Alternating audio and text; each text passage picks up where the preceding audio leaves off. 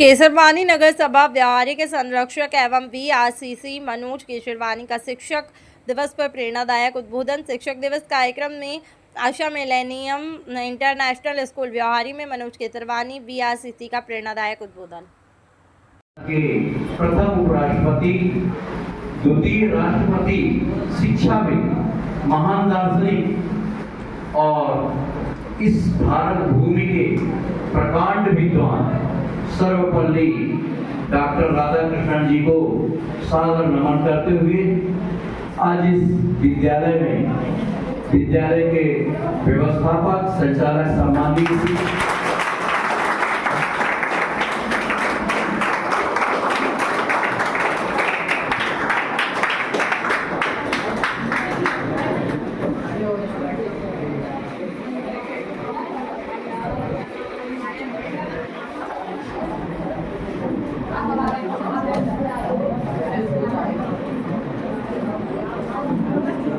और सही समय में पधारी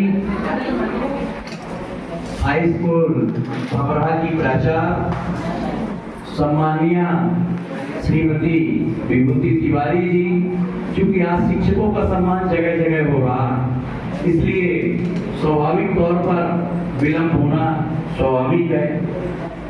मैनेजिंग डायरेक्टर सम्मानित चतुर्वेदी जी, प्राचार्य सम्मानित श्री उमाशंकर चतुर्वेदी जी, हमारे साथ पधारे सम्मानित श्री भूपेंद्र सिंह जी जन शिक्षक, पूर्व सेवानिवृत्त सम्मानित शिक्षक श्री द्विवेदी जी, और इस राष्ट्र निर्माण के कार्य में लगे आप सभी सम्मानीय शिक्षक, भगिनी, बंधुओं और प्यारे बच्चे,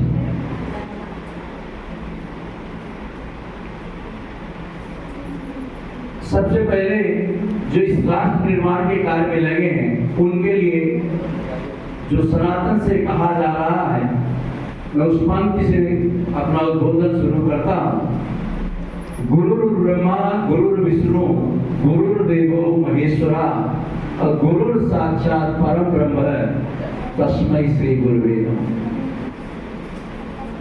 और आप सबको आप ब्रह्मा विष्णु महेश से श्रेष्ठ है, और केवल शिक्षक ही ऐसा है जिसको भगवान से भी श्रेष्ठ माना गया है, उसको बारंबार प्रणाम है, नमन।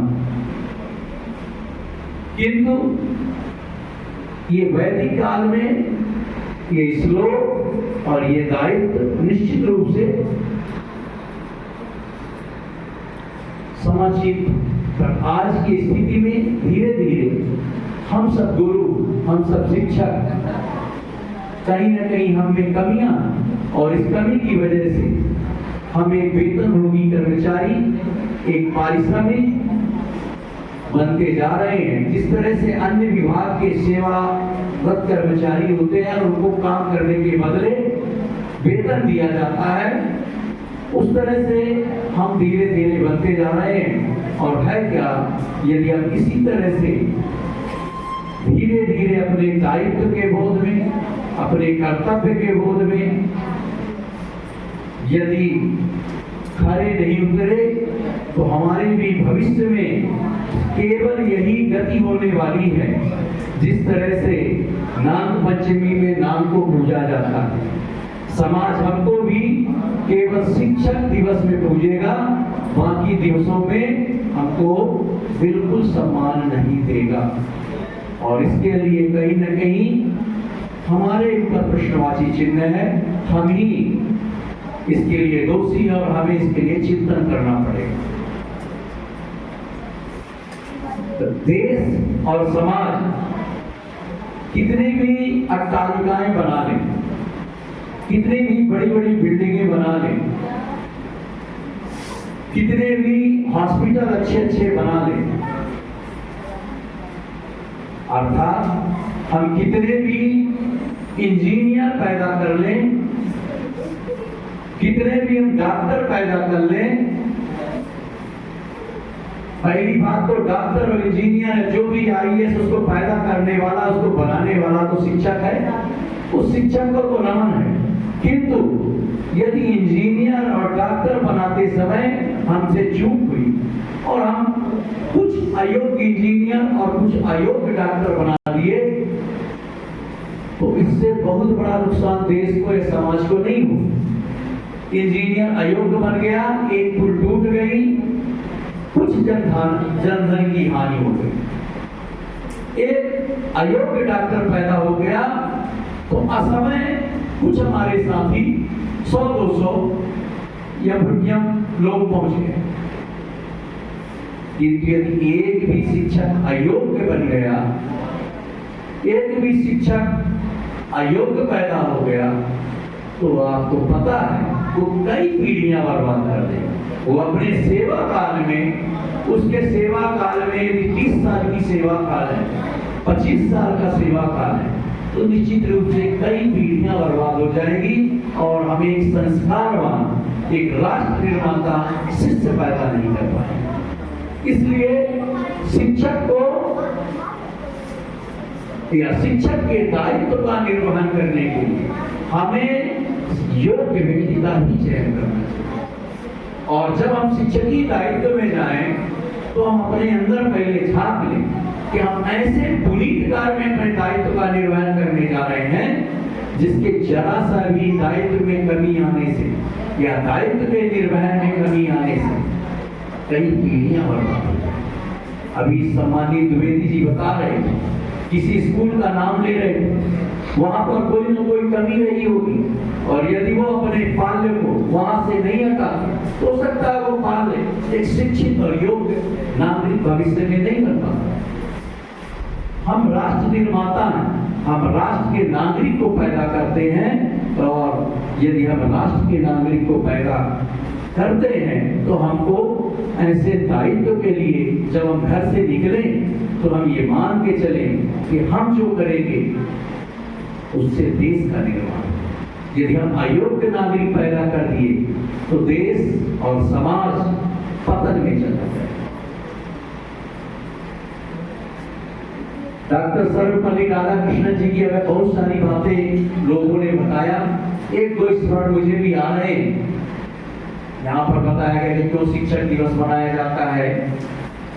आप चूंकि प्रोफेसर थे, आप कैम्ब्रिज विश्वविद्यालय में भी प्रोफेसर थे, विदेश में भी थे, आपको माननीय पंडित मदन मोहन मालवीय जी ने काफी रिक्वेस्ट किया जब आप इंग्लैंड में थे, इंदौर में थे, कि आप आइए और अपने देश में राष्ट्र का निर्माण कीजिए, आपको देश की आवश्यकता है। और आप इंग्लैंड से हिंदू विश्वविद्यालय बनारस, हिंदू विश्वविद्यालय बनारस में वाइस चांसलर के पद पर नियुक्त हुए और आप अपना कार्य प्रारंभ करें।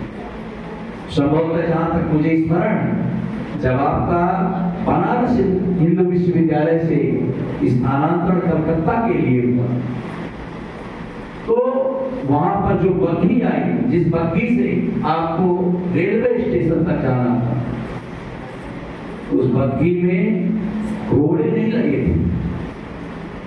उसमें उस विश्वविद्यालय के जो छात्र थे उन्होंने कहा इस बग्घी को हम लोग अपने हाथों से खींच कर ले जाएंगे, हमारे गुरु आज हमारे गुरु की विदाई। संभवतः 1964 में शिष्यों ने कहा कि हम आपका 5 सितंबर को जन्मदिन मनाना चाहते हैं। आप हमारे गुरु प्रकांड विद्वान हैं, तो पहले से बता चुका, भारत रत्न मिलना बहुत बड़ी बात है। भारत रत्न मिलना, देश का सर्वश्रेष्ठ सम्मान मिलना बहुत बड़ी बात है। आप यदि आपको भारत रत्न मिला है तो आप कोई मामूली हस्ती हो ही नहीं सकते। आप तो एक पुण्य आत्मा है, विशेष आत्मा है जिस पृथ्वी पर आए। उन्होंने कहा कि यदि मेरा जन्मदिन मनाना है तो मैं अपने शिक्षकों को सम्मान देना चाहता जो राष्ट्र निर्माण के कार्य में लगे, और उन्होंने अपने जन्मदिन को शिक्षकों को समर्पित कर दिया। संभवतः जवाहरलाल जी भी कहा था, और उन्होंने सीधे कहा कि मैं इच्छुक तो नहीं हूं, पर यदि मनाना ही है तो मेरे जन्मदिन को शिक्षक सम्मान के रूप में मनाएगा, शिक्षकों को सम्मानित किया। ऐसे विद्वान के प्रति पूरा शिक्षक समुदाय कृतज्ञ है।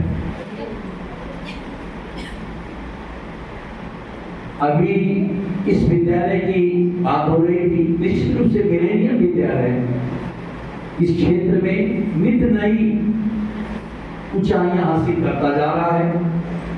जब से इसकी स्थापना हुई है लगभग मैं तब से जान रहा हूं और कभी भी इसने पीछे नहीं देखा। यहाँ पर अभी सम्मानित गुरुजनों को मेरे द्वारा सम्मान कराया जा रहा था, ये मेरे लिए और भाग्य है। यहाँ पर अभी मैनेजिंग डायरेक्टर सर परिचय करा रहे थे कि आपके विद्यालय में शिक्षक के साथ साथ एडवोकेट भी है। ये कितनी अच्छी बात है।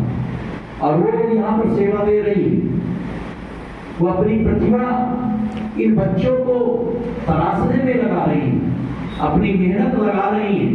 तो निश्चित रूप से विद्यालय एक दिन चमकेगा, यहाँ के बच्चे एक दिन सितारा बनेंगे। और ये बनाने वाले सितारा जो जौहरी बैठे हैं, जो आप लोग कुम्हार बैठे हैं, निश्चित रूप से आपका नाम रोशन करेगा। हम कितने भी धनाढ़ हो जाएं, इतिहास हमको याद नहीं करेगा। हम किसी भी क्षेत्र में कितने बड़े राजनीतिक हो जाएं, बहुत जरूरी नहीं कि हमको कोई बाद में हमारे निर्णय पर सम्मानित करे।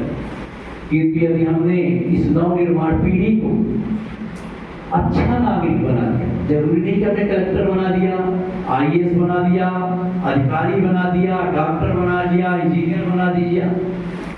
आप एक पान की दुकान, परचून की दुकान, एक रिक्शा चलाने वाला भी आपका शिष्य है, और यदि वो राष्ट्र निर्माण में लगा है, अपनी ईमानदारी से काम में लगा है, तो वो आपका नाम लेगा। हम लोग भी जो गुरु हमको पढ़ाए, कई गुरु हमारे जीवन काल में आए होंगे, पर चुनिंदा 2-4 गुरु का ही नाम हमारे पास होगा। उनको हम हमेशा सम्मानित करते होंगे, चाहे वो इस लोक में हो या ना।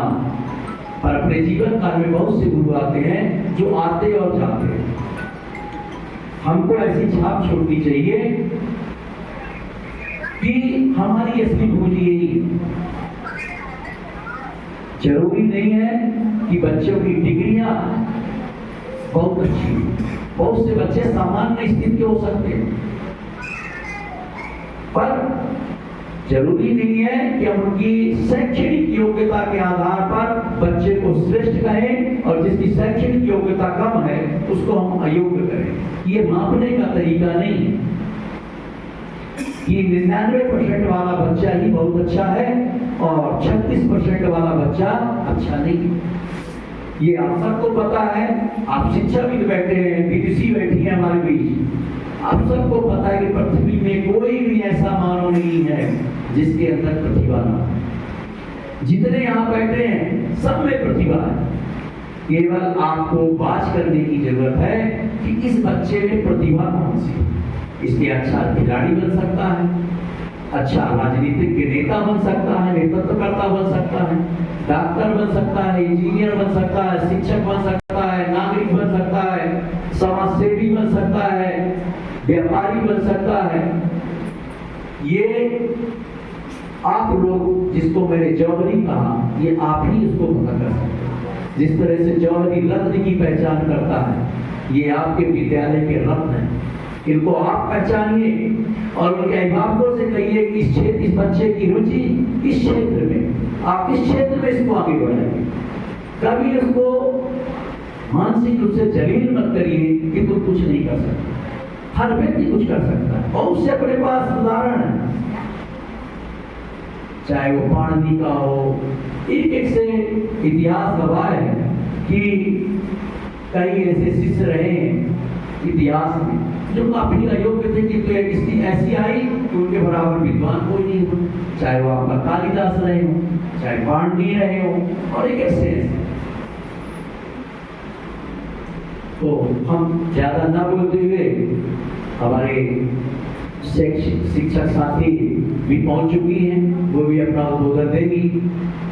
मैं पुनः इस विद्यालय के समस्त शिक्षक साथियों को नमन करता हूँ, प्रणाम करता हूँ और निवेदन करता हूँ कि जब आप विद्यालय आइए पूरी तन्मयता से अपनी सारी प्रतिभाएं बच्चों को दे दीजिए। आप आप इनमें समा जाइए, ये आपका नाम रोशन करेंगे। आज आपका ये शिक्षक, ये बच्चे आपका सम्मान कर रहे हैं, ये जीवन भर आपका सम्मान करेंगे। आप कहीं भी रहिए, आपको सम्मान मिलता रहेगा।